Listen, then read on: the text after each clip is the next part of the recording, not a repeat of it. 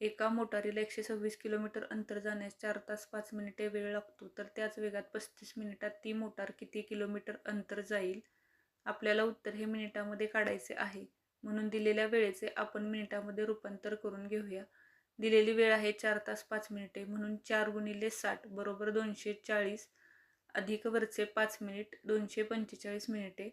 म्हणजेच 245 मिनिटामध्ये ती मोटार 126 किलोमीटर अंतर जाते. म्हणून 245 मिनिटे बरोबर 126 किलोमीटर.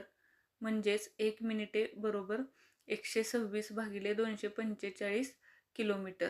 आता आपल्याला उत्तर हे 35 मिनिटासाठी काढायचे आहे. म्हणून 35 मिनिटे बरोबर 126 भागिले 245 गुणिले 35. आता आपण भाग देऊया.